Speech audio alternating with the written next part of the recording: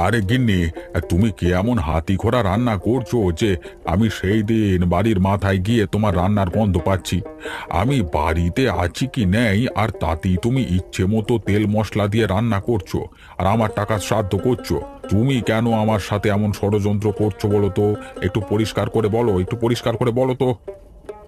হ্যাঁ হ্যাঁ, আমার তো আর খেয়ে দে কাজ নেই, সারাদিন শুধু তোমার পেছনে ষড়যন্ত্র করা ছাড়া। তোমাকে কে বলেছে আমি তোমার তেল আর মশলা শেষ করে দিচ্ছি? তাছাড়া তুমি কি গোলা ভর্তি করে চাল ডাল মশলা তেল রাখো নাকি যে আমি রান্নায় ইচ্ছা মতো দেব? গোলা ভরা জিনিস এনে রাখলে যে দুদিনও টিকবে না সেটা কি আমি জানি না? তোমার যা লম্বা হাত, তা তুমি একদিনই সাবার করে দেবে।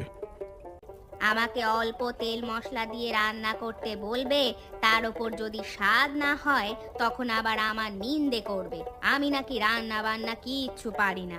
বিয়ের আগে আমার মা নাকি আমাকে কোনো কাজ না শিখিয়ে বিয়ে দিয়ে দিয়েছে। আমার বাবা মার 14 গোষ্ঠী তুমি তখন উদ্ধার করে ফেলো। আমি বাপু আর পারছি না তোমার সংসার করতে। তা না পারলে আমার সংসারে পড়ে থাকতে কে বলেছে? যেখানে দু চোখ যায় সেখানে চলে যাও। দেখো কেউ জোটে নাকি তোমার কপালে। তাই যাব, দরকার হলে কোনো এক ভিখারির বাড়িতে গিয়ে উঠব।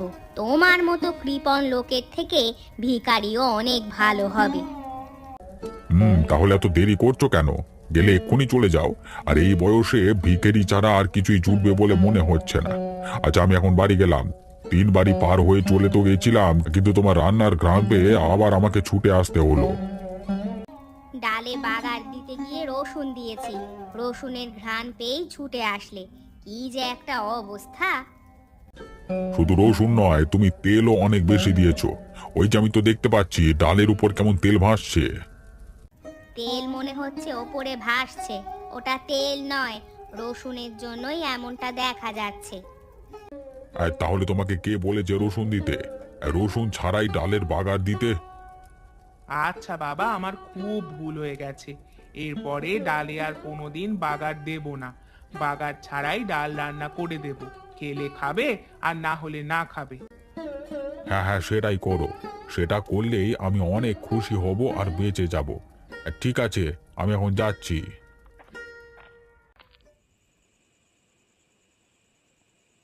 কি গো, বলছি যে শুনছো? তুমি আবার কখন কি বললে? কি আবার শুনবো? বলি আমাদের ছেলেটা তো বড় হয়ে গেছে, তার সব বন্ধুরা তো বিয়ে করে সংসারী হয়ে গেল। আমাদের ছেলেকে নিয়ে কি কিছু ভেবেছো? মানে বলছিলাম যে ওর বিয়ে শাদী নিয়ে কতদূর চিন্তা ভাবনা করলে তুমি?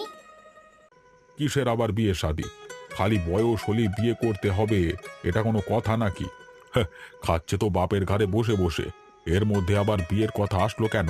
ওর বন্ধুরা বিয়ে করেছে কারণ ওই ছেলে পুলেরা কামায় রোজগার করে। আর তোমার ছেলেকেও তুমি কোনো কাজ বাজ করতে বলছো না, তারপরে বিয়ে শাদীর কথা আমার কাছে বলতে এসেছো? তা তো বলেছি, সে তো কিচ্ছু করতে চায় না। তাই আমি বলি কি, ওকে একটা বিয়ে করিয়ে দাও। ঘরে বউ এলে দেখবে ঠিক মতো কাজও করবে, তখন আর এত বাহানাও করবে না। সব কিছুই তোমার চিন্তা মাফিক হয়ে যাবে এমনটা ভাবছো কেন? এমনটা তো নাও হতে পারে। আরে এখন আমার ঘাড়ে বসে একজন খাচ্ছে, বিয়ে করে এনে তখন দেখবো দুজন মিলে খাচ্ছে। আমি তো বাবা এতটা পয়সাওয়ালা লোক না। আমার পয়সার দাম আছে, আমি শুধু শুধু দুজন মানুষকে বসিয়ে বসিয়ে খাওয়াতে পারবো না, এই বলে দিলাম। তা বলি, তোমার এই সব টাকা পয়সা কি তুমি মরার সময় কবরে নিয়ে যাবে নাকি? তোমার যা কিছু আছে সবই তো তোমার ছেলে পাবে, তাহলে এসব বাজে কথা আজ কেন বলছো তুমি? বাহ বাহ বাহ বাহ বাহ! তোমার তো দেখছি খুব উন্নতি হয়ে গেছে। স্বামীর মরবার কথা বলতে তোমার একটুও গলা কাঁপছে না। আমি বেঁচে থাকতেই এই অবস্থা, আমি চোখ বুঝলে না জানি পরের দিনে তুমি আরেকটা বাজে কথা একদম বন্ধ করো। তুমি তোমার ছেলের বিয়ের ব্যবস্থা করো, নতুবা তোমার কপালে অনেক খারাপ কিছু আছে। তোমার সব কথা আমি মেনে নিয়ে এত বছর চলেছি, কিন্তু আমার ছেলের ব্যাপারে তুমি যদি এখন কোনো সিদ্ধান্ত না নাও আর ওর জীবনটা যদি এভাবে শেষ করে দাও, তাহলে দেখতে পাবে আমি কি করি। তুমি কি আমাকে হুমকি দিচ্ছ নাকি? তা কি করবে শুনি? কি করব সেটা সময় হলেই দেখতে পাবে। আমার সাথে যা যা করেছো তার সব কিছুই সহ্য করেছি, কিন্তু তাই বলে আমার ছেলের জীবনটা অনিষ্ট করে দিলে সেটাও আমাকে মুখ বুজে সহ্য করতে হবে। মা হিসাবে এটা তো আমার চরম ব্যর্থতা, আর সেটা আমি কিছুতেই হতে দেব না।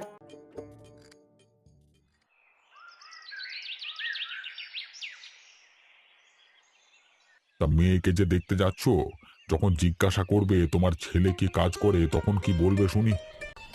কি আর বলবো, বলবো যে তার বাপের তো জমিদারি আছে, তা আপনার মেয়েকে নিয়ে সারা জীবন বসিয়ে বসিয়ে খাওয়াতে পারবো, আমার ছেলের কোনো কাজ না করলেও চলবে।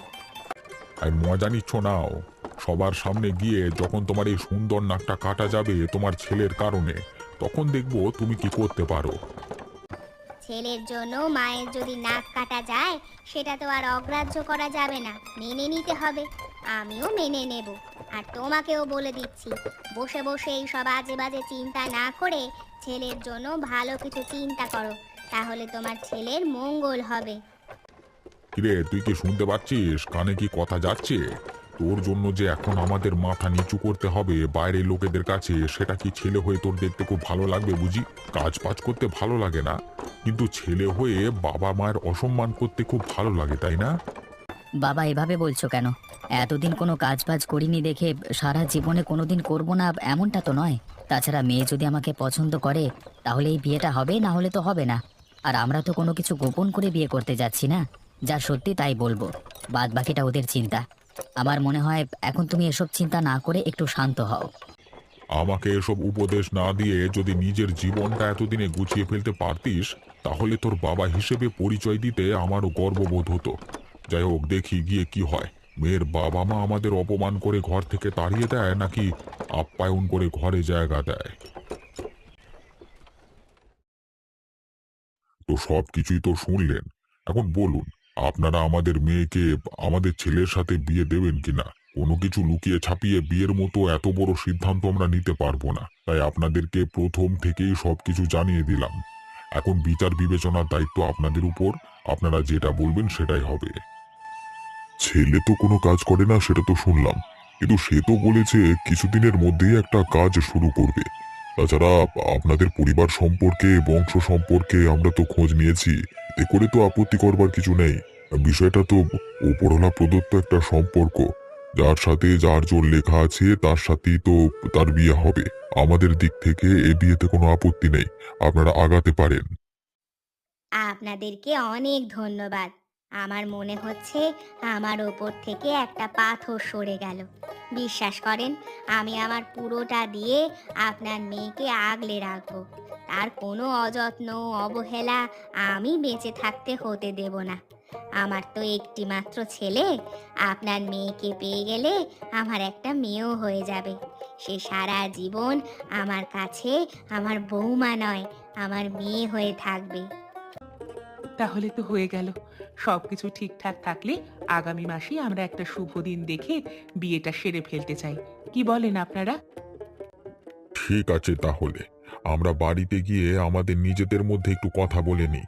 তাছাড়া আমাদের কিছু আত্মীয় স্বজন এই মুহূর্তে দেশের বাইরে আছে, তারা কবে নাগাদ ফিরবে একটু খোঁজ খবর করে নিই। আর আমরাও চাই না বিয়েটা দেরি করে হোক, সবকিছু আপনাদেরকে তাড়াতাড়ি আমরা জানিয়ে দেব। আজকে তাহলে আসি, হ্যাঁ? আমার বিয়ের বাড়িটা তো আমার থেকে অনেকটা দূরে হয়ে গেল, এখন রওনা না হলে তো নিজেদের ঘরে ফিরতে মেলা রাত হয়ে যাবে। কি বলেন বিআই মশাই? দাদু দাদু, আমি মিষ্টি খাবো, আমাকে মিষ্টি কিনে দাও। ও দাদু, আমাকে মিষ্টি কিনে দাও। আহা দাদু ভাই, মিষ্টি তো বাজারে পাওয়া যাবে, এখানে তোমার মিষ্টি পাওয়া যাবে না। আমি তো কিছুক্ষণ আগেই বাজার থেকে আসলাম। বাজারে যাবার আগে তুমি তো আমাকে বলে দিলে না, এখন বাজারে যেতে তো অনেক সময় লাগবে। ঠাম্মি ঠাম্মি, ঘর থেকে তুমি আমাকে পুপু জুতোটা এনে দাও তো, যেটা পায়ে দিলে পুপু আওয়াজ হয়। বাবা তো আমাকে কাল কিনে এনে দিয়েছে, ওটা নিয়ে আসো। তাও না, এক্ষুনি নিয়ে আসো না। আচ্ছা আচ্ছা দাদু ভাই, আনছি। দাদু দাদু, হাঁসগুলো খালি পায়ে আমাদের বাড়িতে চলে আসলো কেন? ওদের পায়ে জুতো কোথায়? জুতো না পরলে যে ওদের ময়লা লেগে যাবে পায়ে। এটা কি ওরা জানে না? তুমি ওদের জন্য এখনই জুতো কিনে আনো না দাদু, এক্ষুনি নিয়ে এসো। আরে দাদু ভাই, হাঁসেদের জুতো পরতে হয় না। ওরা সব সময় খালি পায়ে হাঁটতে পছন্দ করে, বুঝতে পেরেছো?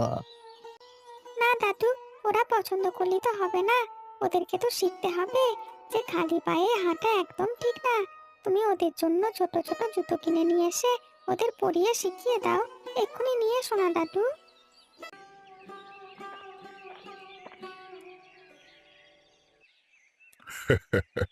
ঠিক আছে দাদা ভাই, তাই করব। এখন চলো চলো, ভাত খেয়ে নেবে। কি গিন্নি, ছেলেটা এখনো কাজ থেকে ফেরেনি বুঝি? এখনো তো ফিরলো না, কি যে করে বুঝলাম না। সেই সকালে বাড়ি থেকে বের হয়ে আসে মধ্যরাতে। এত পরিশ্রম করলে কি আর শরীরটা টিকবে? আজ বাড়িতে আসলে তুমি একটু বুঝিয়ে বলো তো, এত অমানসিক শ্রম দিয়ে যাতে কাজ না করে। ও রোজগার না করলে তো আর আমরা না খেয়ে মরবো না। ওকে তুমি বরং একটু ধীরে সুস্থে কাজ করতে বলে দিও। একটাই তো ছেলে আমাদের, ওর কিছু একটা হয়ে গেলে আমি কি করব বলো তো? তুমি ভেবো না তো, আজকে আসলে আমি ভালো করে বলে দেব। তাছাড়া এখন শীতকাল চলে আসছে, এখন এত ভোরে উঠে আবার মধ্যরাত্রে বাড়ি ফেরা মোটেও ঠিক না। গ্রামের মধ্যে সেই ভোর রাত থেকে শুরু হয় কুয়াশা পড়া, আবার মধ্যরাত থেকে শুরু হয়। এমন করলে তো আর বেশি দিন সুস্থ থাকা যাবে না। এখন চলো চলো, বৌমাকে বলো খাবার পরিবেশন করতে। আমি হাত মুখ ধুয়ে আসছি, কেমন? ঠিক আছে। দাদু, আমরা আজকে বাজারে কি কিনতে যাচ্ছি সবাই মিলে? আমার তো খুব শীত করছে। কেন শীত করছে দাদা ভাই? তুমি তো কত সুন্দর একটা সোয়েটার পরেছো, মাথায় একটা টুপিও পরেছো।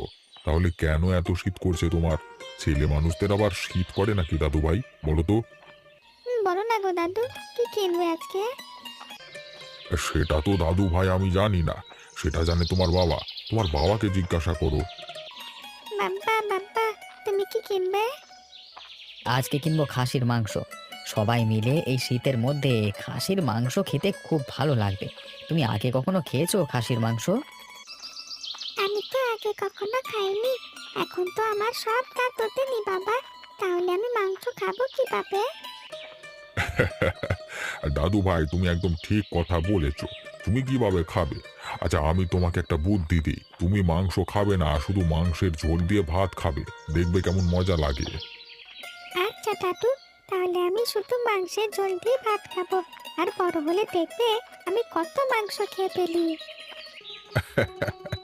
ঠিক আছে দাদু ভাই, আগে তো বড় হও, তারপরে তো দেখা যাবে।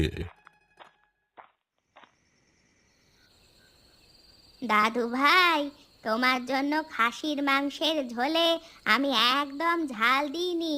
এখন বলো তো কেমন লাগছে? মজা হয়েছে তো?